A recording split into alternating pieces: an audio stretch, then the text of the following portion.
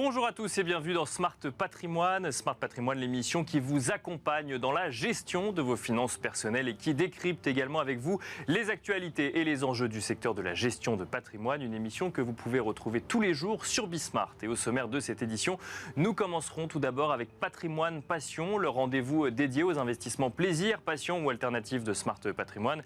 Et en l'occurrence, nous nous intéresserons aux véhicules de collection. Nous nous demanderons ensemble quels sont ou quels seront les grands influenceurs du marché pour cette année 2023. Nous en discuterons avec Gauthier Rossignol, associé chez Agut.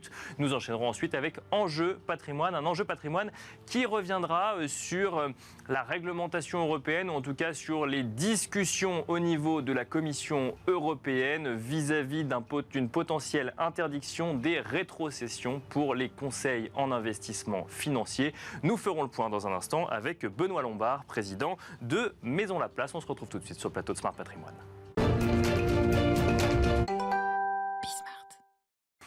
Et c'est parti pour Patrimoine Passion, le rendez-vous dédié aux investissements plaisir, passion ou alternatifs de Smart Patrimoine. Nous allons tenter de comprendre ensemble quels sont les grands influenceurs, les grands drivers du marché de la voiture de collection en 2023. Et pour cela, nous avons le plaisir de recevoir sur le plateau de Smart Patrimoine Gauthier Rossignol. Bonjour Gauthier Rossignol. Bonjour. Bienvenue sur le plateau de Smart Patrimoine. Vous êtes associé au sein de la maison de vente Agut, notamment spécialisé sur le sujet des voitures de collection. Nous allons tenter de comprendre ensemble quels sont les grands drivers du marché pour cette année. Il y a des actualités notamment en lien avec des courses emblématiques, les 24 heures du Mans par exemple, on pourra en parler. Juste avant, pour faire le lien avec l'actualité économique et le marché des voitures de collection, on a coutume de suivre l'évolution des prix des voitures neuves ou des voitures de collection pour déterminer effectivement le niveau d'inflation ou en tout cas l'impact de l'inflation sur le pouvoir d'achat. On a vu notamment que les prix des voitures d'occasion avaient particulièrement augmenté l'année dernière. Est-ce que ça a un lien avec les voitures de collection ou est-ce que c'est complètement décorrélé comme marché, Gauthier Rossignol ? C'est complètement décorrélé. D'accord. Au moins on le sait, au moins nous le savons. Je le dis comme ça parce qu'on en a parlé avant l'émission. C'est complètement décorrélé. Je ne vais pas dire qu'il y a un lien de cause à effet de l'ordre de 10% sur le marché.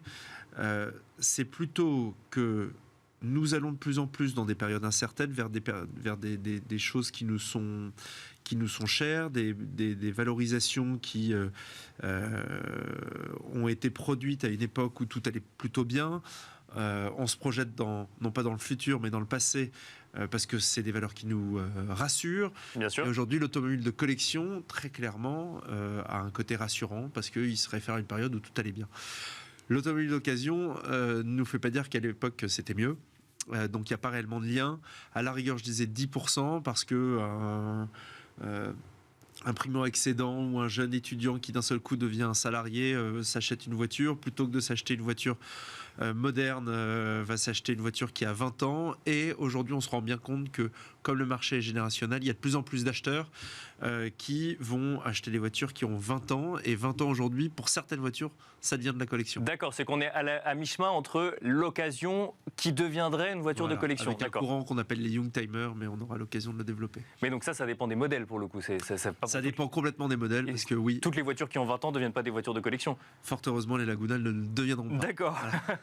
Voilà. Quoique peut-être. On ne sait jamais. Qui sait. Je suis désolé pour les propriétaires de Laguna. Alors, quels sont les grands influenceurs du marché de la voiture de collection en 2023, Gauthier Rossignol ? Les grands influenceurs, il y a les marchands, maisons de vente aux enchères, mais on oublie bien trop souvent de parler des promoteurs. Les promoteurs, c'est ceux, c'est pas juste un terme utilisé pour l'immobilier, c'est tous ceux qui organisent des événements liés à l'automobile. C'est ceux qui nous permettent de vivre intensément notre passion dans un cadre dédié à l'automobile de collection. Et ça, ce sont les grands événements comme Le Mans Classique, Daytona Classique, Pebble Beach, Chantilly Élégance Richard Mille, le Tour de France Automobile, les 1000 milles en Italie. Tous ces événements, en fait, c'est du Walt Disney pour adultes. C'est sur une journée, parfois une semaine, une épreuve, un rassemblement, un concours d'élégance, une course historique, un rallye, qui vont permettre à différents collectionneurs, des gentleman drivers ou parfois des simples collectionneurs qui habitent dans le quartier, qui vont se réunir dans une ville à l'occasion d'une célébration. On a une célébration qui est très importante cette année. Vous l'avez souligné. Le centenaire des 24 heures du Mans. Le centenaire des 24 heures du Mans. Cette course qui a été créée en 1923. Cette course aujourd'hui qui fête son centenaire en juin cette année sur le grand circuit des 24 heures du Mans. C'est ça qui est important. C'est pas une épreuve qui est courue sur le circuit Bugatti. C'est le 13 km 667 des 24 heures du Mans. C'est très important. Ouais. Et cet événement fait branler la planète entière. La planète entière, bien sûr, dédiée au monde de l'automobile. Les passionnés de l'automobile, effectivement. Mais ça veut dire quoi? Quelle influence ça va avoir sur le marché de la voiture de collection? Ça veut dire qu'on va chercher à acheter particulièrement cette année des voitures qui ont un lien, qu'ils soient près ou un peu plus lointain, avec les 24 heures du Mans? Exactement, c'est tout à fait ça. En fait, pour faire le Mans classique, qui est la rétrospective des 24 heures du Mans, il faut avoir une voiture ayant couru aux 24 heures du Mans entre 1923 et 1979. Ça, c'est pour les 6 plateaux qui constituent le Mans classique. Et puis ensuite, vous avez des courses d'ouverture. Ces courses d'ouverture sont donc en marge de l'événement, mais liées à l'événement. On va avoir des voitures un peu plus récentes. On reparle du côté générationnel. Il y a la collection Endurance Légende qui sort le 27 avril que nous aurons la chance de présenter. Elle est constituée de 8 voitures, dont 7 ont couru aux 24 heures du Mans. Sur ces 7, certains sont des châssis ayant couru au Mans, d'autres sont des voitures ayant disputé le Mans ou un châssis identique a couru les 24 heures du Mans. Le fait que cette voiture ait couru le Mans à l'époque rend le même modèle éligible. Et rien que ça participe à la valorisation de la voiture parce que du coup, vous pouvez en faire quelque chose. Et donc ça veut dire quoi? Ça veut dire que des passionnés vont acquérir des voitures pour courir la course ou simplement parce que ça remet en fait au goût du jour des modèles qui peuvent intéresser des passionnés? Les deux. C'est exactement ça. Vous avez des passionnés qui, parce que leur rêve a toujours été de faire les 24 heures du Mans, ils ne peuvent pas faire les 24 heures du Mans, soit parce qu'ils n'ont pas les budgets, parce qu'aujourd'hui, quand on veut faire les 24 heures du Mans modernes, c'est des budgets qui sont on a une fourchette d'ailleurs des budgets, parce que ça reste des passionnés, donc c'est des particuliers. Il faut parler de plus d'1 million d'euros. D'accord. Pour un particulier, on ne parle pas de professionnel. D'accord. Et puis ensuite, il faut en avoir les capacités. Donc oui, et il faut savoir produire, effectivement. Voilà, il y a tout ça. Une licence internationale, c'est n'importe qui peut l'obtenir avec quelques tests et puis un bon médecin. Une licence internationale ou une super licence dédiée à la F1, par exemple, là, il faut s'accrocher, c'est autre chose. Ensuite, vous avez aussi, parce qu'on parle des voitures de course, il n'y a pas que les voitures de course, bien entendu. Les voitures qui sont réunies aujourd'hui dans des concours d'élégance, dans des concours d'État, comme on connaît aux États-Unis, il y a des voitures d'avant-guerre, il y a des voitures, donc des voitures du début du siècle, des voitures des années 50, 70, qu'on appelle l'âge d'or de l'automobile. Et puis, de temps en temps, là-dedans, on met une classe voiture de course ou voiture ayant appartenu à une personnalité. Tout ça sont des éléments qui peuvent participer à la valeur d'une voiture. Mais très clairement, ces voitures n'ont un intérêt que si vous pouvez aller rouler avec dans les rues, sur des circuits, dans des rassemblements. Donc c'est les grands événements qui font le marché ou Je dirais que ce sont le premier point, le plus influent, le driver le plus influent, c'est l'événement qui fait la cote d'une voiture. D'accord. Alors bien sûr, un 300 SL, une Mercedes 300 SL, d'ailleurs la voiture la plus chère, c'est un 300 SLR qui a été vendu 135 millions de dollars il y a peu. C'était l'année dernière, c'est la voiture la plus chère du monde. Elle rentre dans le top 10 des œuvres ayant été vendues aux enchères. Quand on achète une voiture 135 millions de dollars, on roule avec, Gauthier Rossignol? Alors la voiture doit rester au musée Mercedes, parce que la voiture a été vendue par le musée Mercedes. Son propriétaire doit la laisser là-bas, mais a le loisir de la déplacer sur différents événements, toujours sous la houlette de Mercedes. Et puis il a le droit de rouler avec, oui. Bien sûr, il est surveillé, bien sûr, il fait pas ce qu'il veut, mais tout ça a été convenu avec le constructeur et avec la maison de vente. Bon, donc pour revenir effectivement, donc c'est les événements qui font le marché. C'est ce que vous nous disiez. Est-ce que ça veut dire que en fait, on a un temps de nostalgie limité et que les voitures d'avant-guerre, par exemple, perdent en cote par rapport à des voitures plus récentes dont on se souvient plus facilement? Il y a un petit peu de ça. Le marché est générationnel dans le sens où j'ai 40 ans, je m'intéresse aux voitures qui m'ont fait rêver dans ma jeunesse. Ma jeunesse, c'est les années 80.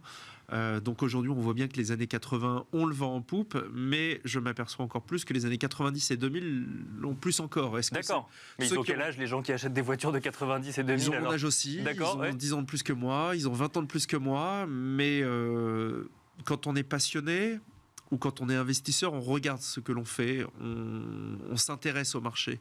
Et quand on s'intéresse au marché, on va vers ce qui fonctionne le mieux, c'est évident. Et quand on est passionné, en fait, on s'intéresse au marché, mais on s'intéresse surtout à ce que l'on ressent. Et ce que l'on ressent, c'est je veux acheter une 300 SL, même si c'est une voiture sur une période qui est peut-être un petit peu moins dynamique, mais c'est une icône de l'automobile, donc j'en veux une, j'ai les moyens, je me l'offre. À côté de ça, j'ai des clients qui ont 40 ans, qui vont acheter les voitures des années 2000, un peu parfois par pari. Ils pensent que cette voiture, c'est maintenant qu'il faut l'acheter et pas après. Malheureusement pour eux, ils sont souvent en plusieurs parce que tout le monde veut la même chose. Tout le monde fait le pari en même temps. Voilà, et le marché se concentre. Quand on fait appel à des professionnels comme nous, c'est justement pour avoir toujours une longueur d'avance. Et nous, aujourd'hui, le métier des maisons de vente aux enchères a changé. Bien sûr, comme tous les acteurs du secteur, nos métiers ont changé, ils ont évolué. Aujourd'hui, il y a de plus en plus de services et on se doit d'accompagner les acheteurs comme les vendeurs pour être en amont du marché. Et pour être en amont du marché, c'est prendre des risques au moment le plus opportun parce qu'il sera payant d'ici 3 ans, d'ici 5 ans. Et ça, c'est la génération du marché. Une question rapidement sur, j'ai envie de dire, la course aux véhicules électriques des constructeurs modernes. Est-ce que ça a un impact, le sujet du carburant des véhicules, ça a un impact sur le marché de la voiture de collection ? Ça a un impact tout simplement parce que les constructeurs nous sollicitent beaucoup les constructeurs pour essayer leur nouveau carburant avec des voitures plus anciennes où les moteurs étaient souvent très pointus, mais étaient capables de plus de robustesse ou d'encaisser plus facilement des changements de carburant. Aujourd'hui, c'est des mécaniques de très haute précision qui sont dans nos voitures même de tous les jours et qui sont donc du coup beaucoup plus, on va dire, fragiles pour un peu galvauder les choses.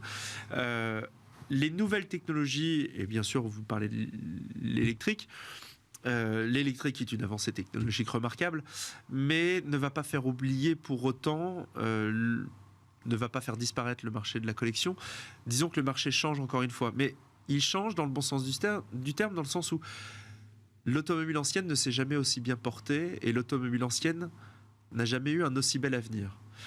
Tout simplement parce que les constructeurs s'y intéressent pour les raisons que je viens d'évoquer, mais aussi parce que il y a de plus en plus de personnes qui se rendent bien compte que on n'a pas besoin d'avoir 2, 3, 4 véhicules dans sa famille, comme aux États-Unis, on disait 2 véhicules par foyer minimum.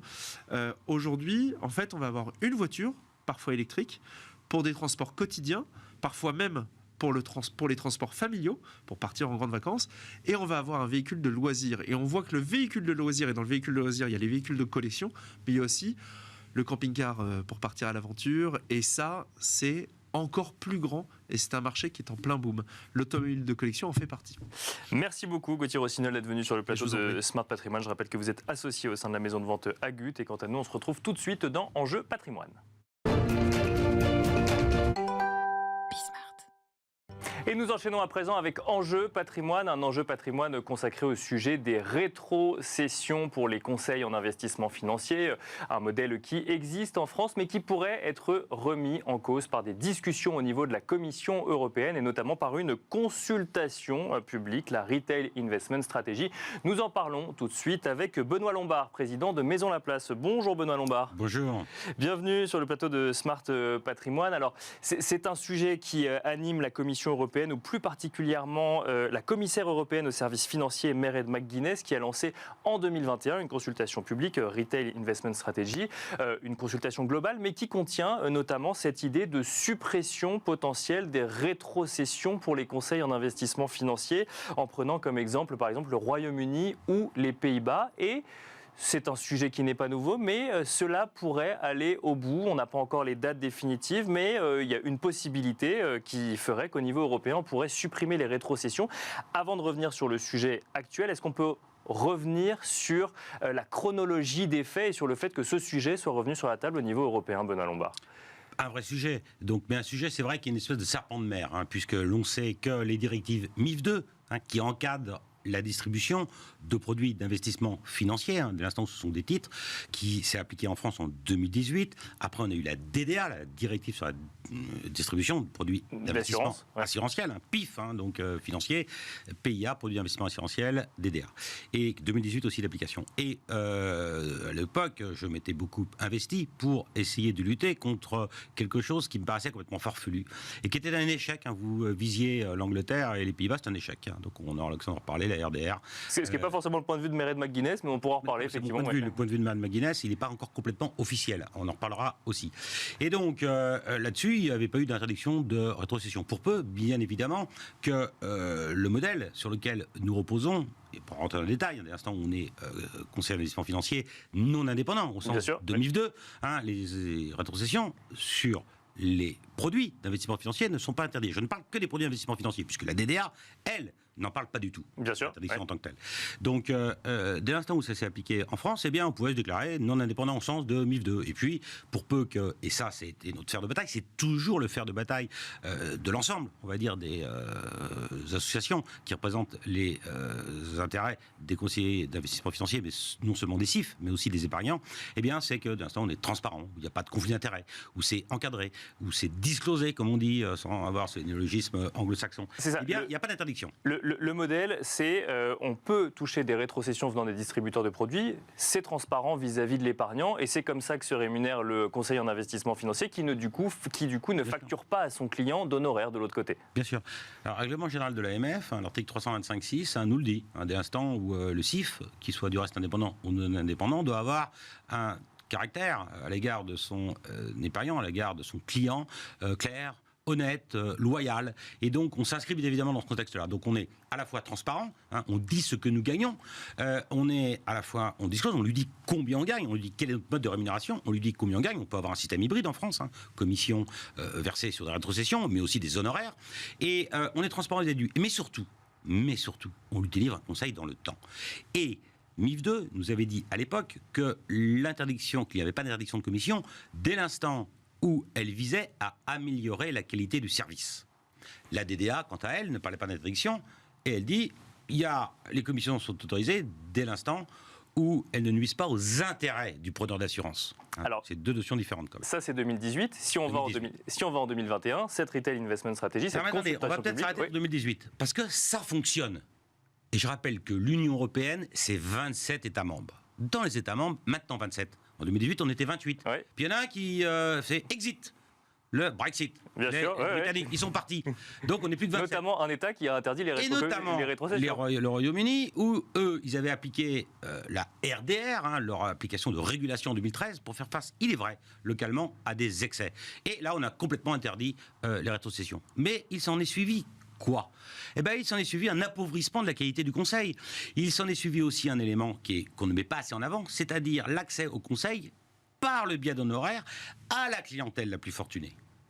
Et donc, un rétrécissement, comme peau de chagrin, j'allais dire, du conseil destiné à des épargnants qui se laissaient aller, j'allais dire, acheter des produits sans aucun conseil. Or, je rappelle qu'en France, il y a un point fondamental, c'est qu'il n'y a pas de vente de produits d'investissement financier ou assurantiel sans conseil. Cette position est une vieille position qui a été soutenue par la France, ce qui n'est pas le cas dans tous les États membres de l'Union européenne. Donc on disait qu'on était 28. Exit, Brexit. Donc il reste les Pays-Bas. Il reste les Pays-Bas. Les Pays-Bas, ils ont interdit aussi. Mais le seuil d'accès, lorsqu'on regarde ce qui s'est passé au Royaume-Uni, ou aux Pays-Bas, le seuil d'accès à du vrai conseil, et Dieu sait que c'est compliqué, on pourra en parler après, c'est à peu près 120 000 livres au Royaume-Uni. Et c'est 500 000 euros aux Pays-Bas. D'accord. Ouais. En France, l'encours moyen pour un CIF, il y a un peu plus de 5 000 CIF, donc il est par client de l'ordre de 120 130 000 euros. Donc ce que vous dites, c'est que quand on supprime les rétrocessions, mécaniquement, ça devient un conseil pour les plus riches, c'est ça ? Mais qui va payer le conseil ? Parce que ce n'est pas uniquement une allocation d'actifs dont on parle, mais il y a une allocation d'actifs. C'est une stratégie qui se planifie pour préparer, Dieu sait qu'on en parle actuellement, sa retraite, avoir de l'épargne suffisante pour un projet de vie, pour financer les études des enfants, pour s'offrir une résidence secondaire, pour s'acheter une résidence principale, pour financer sa retraite, pour financer une action qui nous serait cher.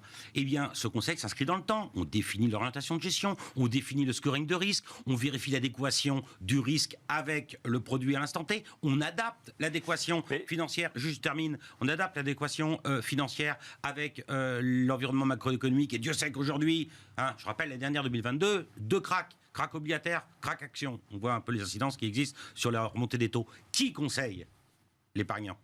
En France, pas, et je reparlerai de la position de la DGT après, pas de vente de produits d'investissement financier au référentiel sans conseil. Donc le conseil, il faut le payer. Meredith McGuinness s'est exprimé récemment et estime que les coûts des produits financiers ont chuté au Royaume-Uni et aux Pays-Bas, puisque justement ce système de rétrocession fait que les coûts sont plus élevés quand on rémunère finalement le conseiller en investissement financier de cette façon-là, et que c'est porté indirectement sur l'épargnant. Je vous crois, mais ce n'est pas ce que dit une étude de KPMG, et j'ai repris les chiffres. Le coût en France pour un produit, un fonds action, il est de 2,04%.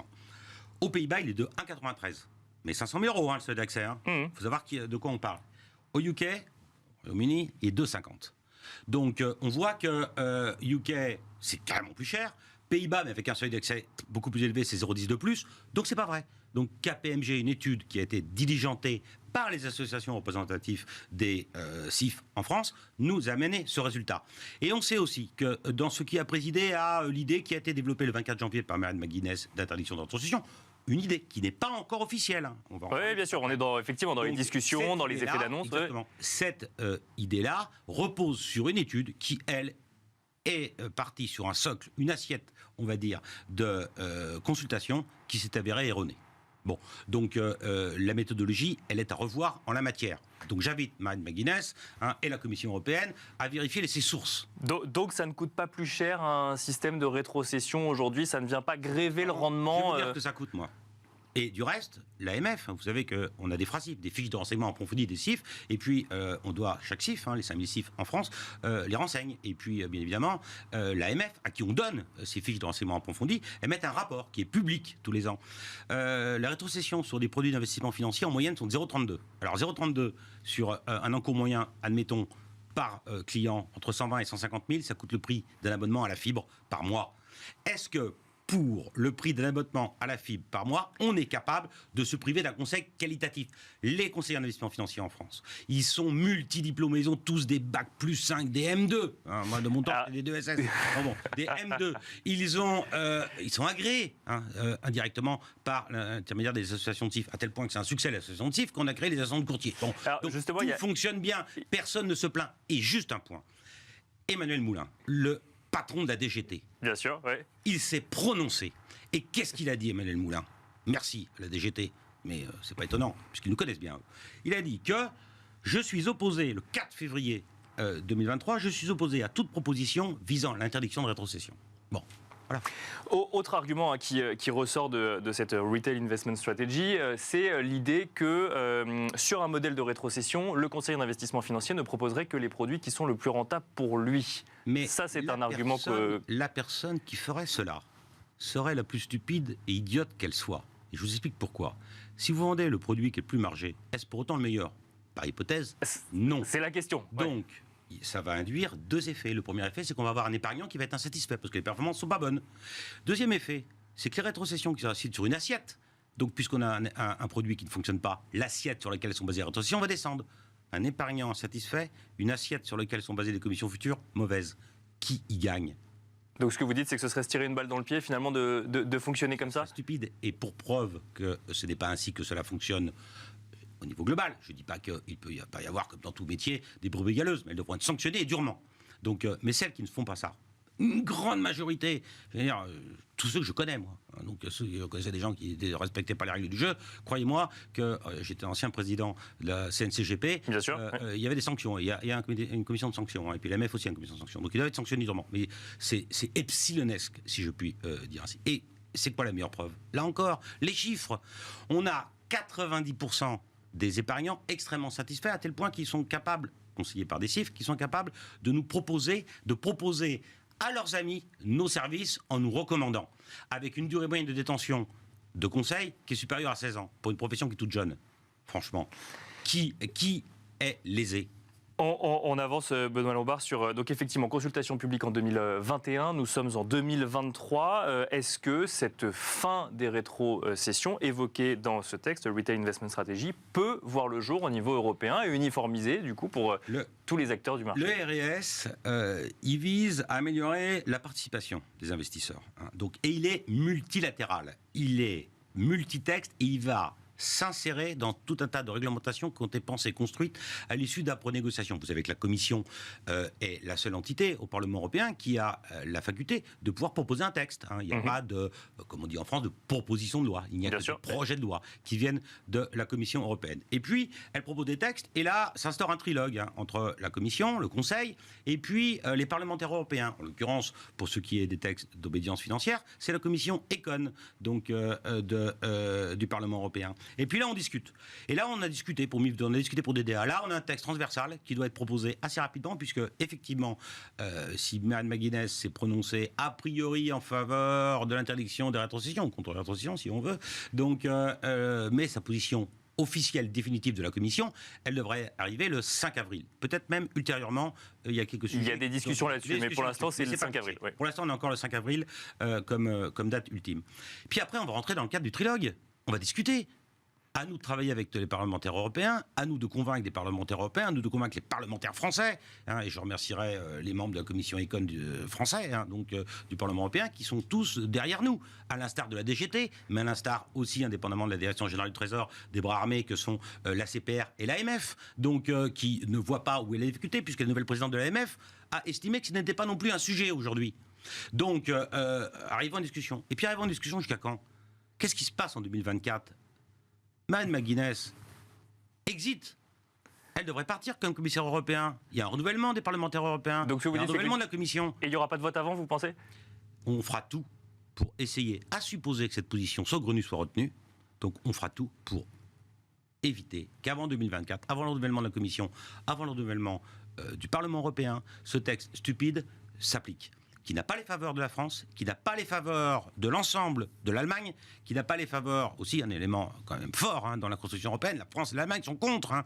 Donc, mis à part faire plaisir aux Pays-Bas, et la présidente de l'EIOPA s'interroge aussi, qui est aussi néerlandaise, donc elle dit que peut-être ce serait quelque chose qui pourrait être mis en avant. Donc l'EIOPA, c'est l'instance de régulation européenne, supranationale, du monde des assurances. Mais faisons tout ce qui est dans notre possible, à supposer que le 5 avril, cette position soit tenue, pour essayer de repousser un texte saugrenu qui irait à l'encontre des intérêts de l'épargnant. Il nous reste quelques secondes, Benoît Lombard. Si jamais ce texte venait à voir le jour, à être voté, quel impact cela aurait-il sur le secteur français du Conseil en gestion de patrimoine? Je ne pense pas que le texte, le fond de ma pensée, pour discuter avec des parlementaires européens, pour discuter avec des instances de régulation, je ne pense pas que ce texte arrive, et je ne pense pas en tout état de cause qu'il soit voté, à supposer qu'il soit retenu par Marianne McGuinness et la Commission européenne. Il n'y a pas que Marianne McGuinness. Donc, si tel devait être le cas, il est évident que la transition se fera en douceur. Donc, mais in fine, l'épargnant aura toujours besoin de conseils. Ça lui coûtera plus cher. Qui sera pénalisé dans un monde extrêmement complexe, un monde juridique complexe dans lequel on réalise ses investissements, un monde fiscal complexe, un monde au niveau macroéconomique extrêmement complexe. Je rappelais 2002, les deux crises qu'on a connues. Un monde où on a plus que jamais besoin de conseils. Qui paiera? Eh bien moi je vous le dis, ça sera l'épargnant parce qu'il aura toujours besoin de conseils. Le seul qui sera handicapé, le seul lésé dans l'histoire, sera l'épargnant. Donc on fera tout pour éviter que ce texte ne soit voté, à supposer qu'il soit présenté.